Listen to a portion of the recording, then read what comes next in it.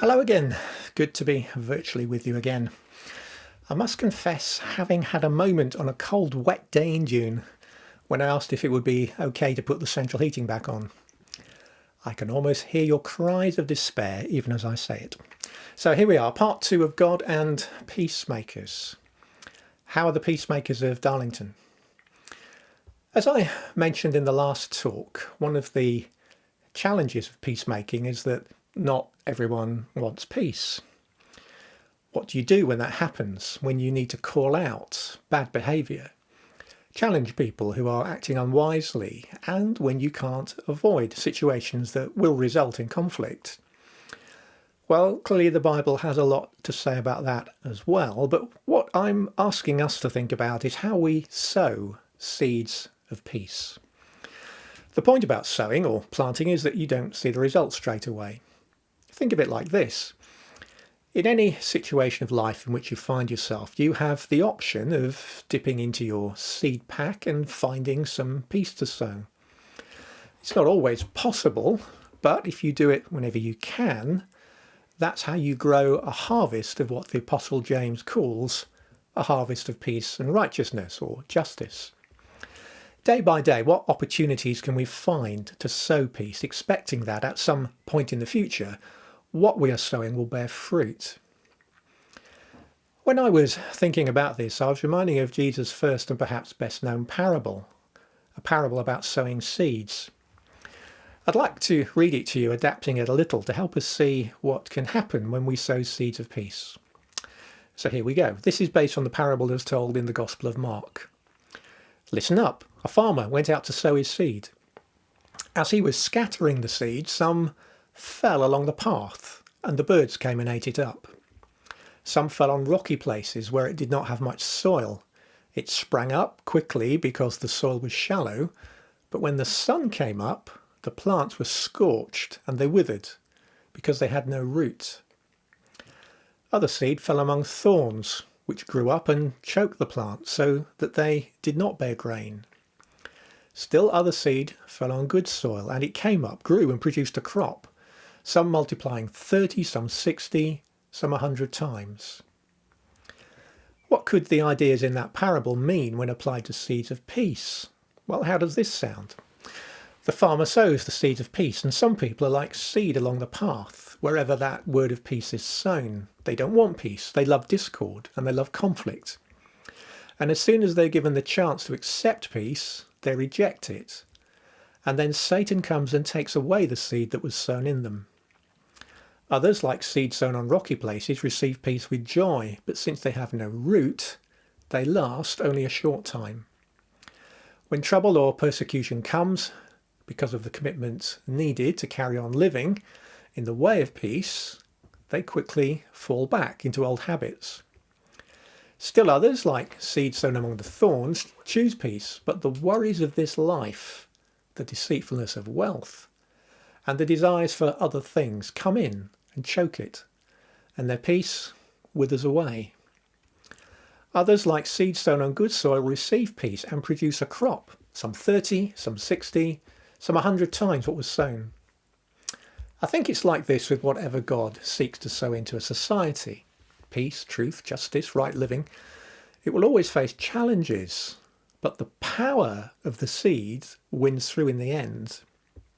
Just think about it for a minute. When Jesus told the parable of the sower, he was speaking to a relatively small rural audience in an out-of-the-way country on the edge of the Roman Empire, speaking to a people under the thumb of a great imperial power.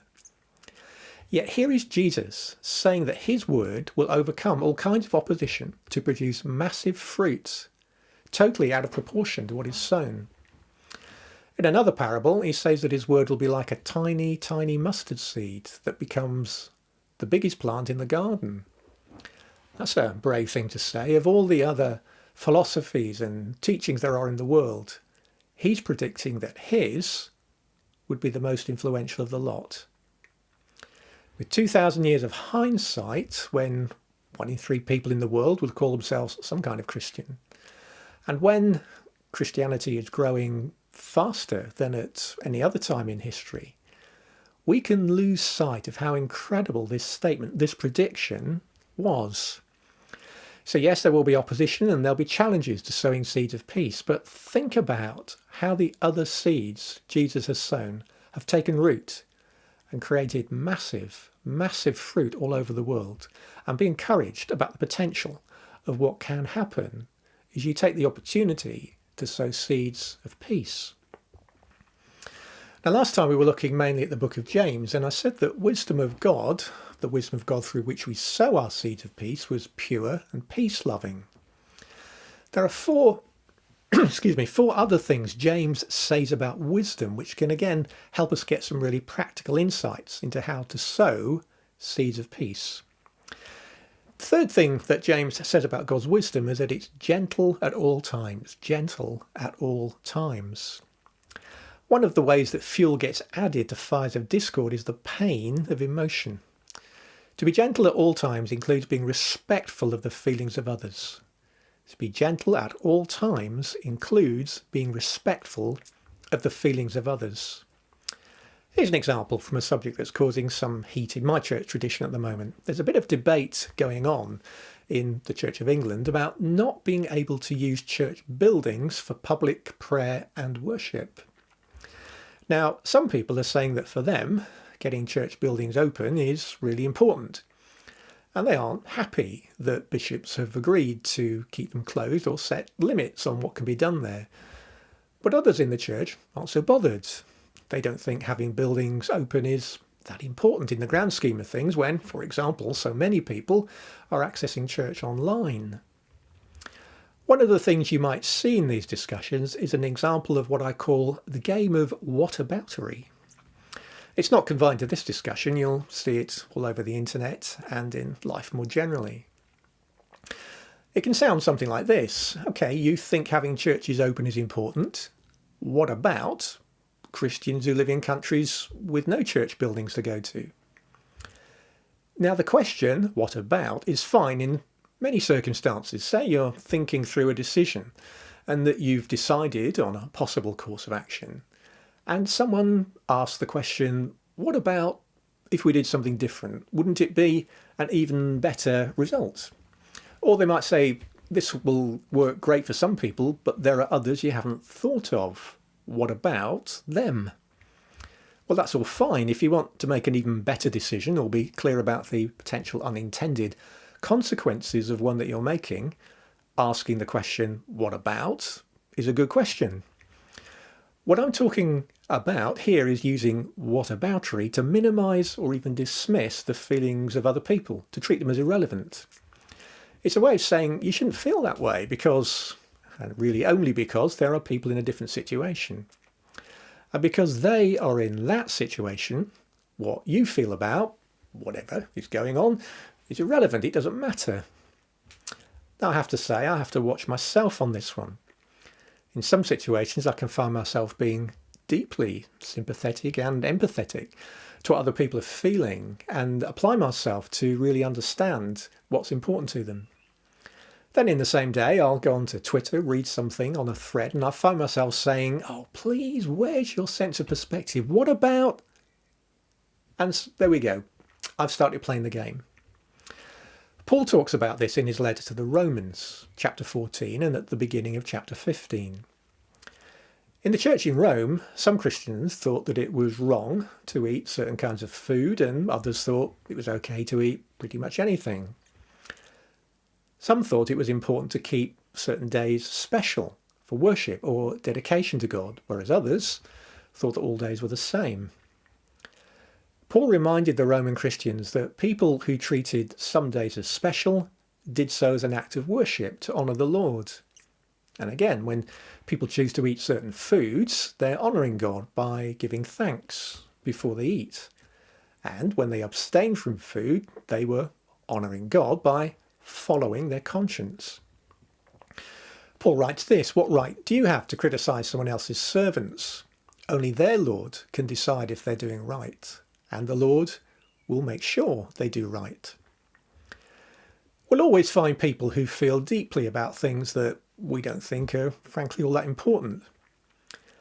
But how can you find a way to sow a seed of peace in this kind of situation? Well, you could take some time to understand the views of someone you disagree with. Again, a great question to ask is one like, what is it about this that's important to you? Being gentle always means we don't minimise other people's feelings. Leave the game of whataboutery in its box. We've got a better box, and it's full of seeds of peace to sow. Here's James' fourth idea. The wisdom from above is willing to yield to others. The wisdom from above is willing to yield to others. One of the ways you can show a willingness to yield to others is to be slow to criticise someone else's ideas. So confession time. Remember the last time I was talking about hot buttons people have that lead them to react by getting annoyed? Well, here's one of mine. If you want to annoy me, just criticise anything I say just because I've thought of it and you haven't. Now, whether there's anyone I currently know who does this, I couldn't possibly say, but I have known people who did behave like this in previous lives. Maybe you've seen this behaviour yourself and you share an idea and it's like setting off an alarm that you have on your computer when it detects a virus. An idea from different from mine has shown up. Can't have that, put it straight in the quarantine bin. So how do we sow seeds of peace here? Well, here's two ideas. If you find that you tend to dismiss or criticise other people's ideas quickly, take some time to try and understand where that idea came from. We all have a reason for thinking the things we do, and taking some time to try and get underneath an idea, to find out where it came from, what's driving it. This can be a great way to sow a seed of peace. So here's another way. If someone is quarantining your idea, try and find out what's driving that behaviour. I can think of people I used to work with who did this quite regularly, and then subsequently having conversations with them that helped me understand what was happening in their world. I can think of one person who was actually so stressed out with the busyness of life and work that they just couldn't find the headspace to think of anything else, however helpful it might have been to them. They didn't need another idea. What they needed was space to think. And once I'd worked that out, I was able to choose my moment to explore new ideas, say in a coffee bar or on a train journey. I can think of someone else who, in reality, was really quite insecure and who thought that if for any reason they acknowledged the value of someone else's idea in some kind of public setting, acknowledging that idea would make them look weak or stupid. They didn't need another idea, they needed some reassurance that I was for them and wanted them to succeed. Doing that built a stronger relationship across which we were then able to exchange thinking about how to progress our work.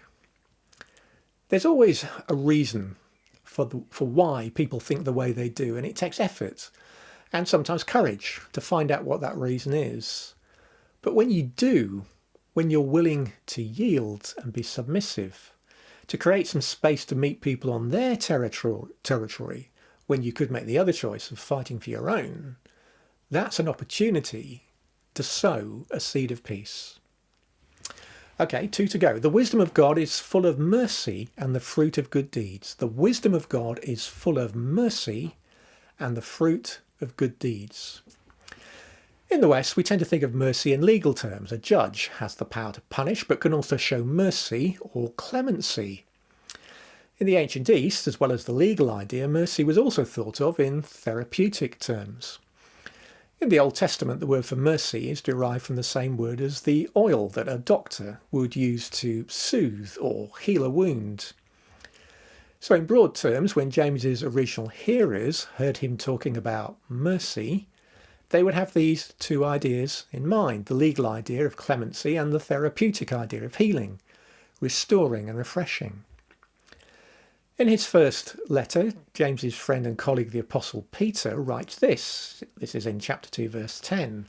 He says, "Once you were not a people, but now you are the people of God. Once you had not received mercy, but now you have received mercy." If the only thing that God ever did for us when he adopted us as children was to spare us from judgment, that would be more than we could ever hope for. And yet he does so much more than that. When Jesus saves us, he gives us freedom from judgment, from condemnation, from the effects of our past. He offers healing from hurts we've sustained and a new sense of purpose, direction and destiny. He offers us the freedom to live in fellowship with God himself and the chance to join this amazing worldwide family we call the church. We have received mercy, and mercy it's doing its ongoing and daily work of bringing us healing, refreshing, restoring, and showing compassion and clemency. And one of the ways we can sow seeds of peace is in situations where there is hurt and conflict. We can both model showing mercy ourselves and use that modelling to encourage others to adopt the same behaviours that bring peace into a situation. In any situation where we've wronged someone else, there are 3 really helpful questions we can ask ourselves. What do I need to apologise for? What do I need to do to put it right? And what else can I do to make it even better? What do I need to apologise for? What do I need to do to put it right? And what else can I do to make it even better? The mercy we've received from Jesus doesn't just wipe our slate clean so that we can carry on writing more rubbish on our slate. It doesn't even just give us a nice new slate. It takes away the slate and replaces it with an iPad. In any situation where there's hurt, that's an opportunity to bring God's refreshing, restoring and transforming mercy to make that damaged relationship into something even stronger than it was before. And remember what James says about God's wisdom here. It's full of 2 things, mercy and the fruit of good deeds. Showing mercy leads us to action. It doesn't just re-establish the status quo or take us back to where we were before the trouble started.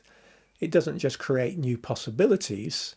It also creates a whole new situation. We're going to find ourselves in situations where people will come to us and they'll say, look, I've messed up here. What do I need to do about it? Well, why not encourage them to think about these 3 things? What do they need to apologise for? What do they need to do to put it right? And what else can they do to make it even better?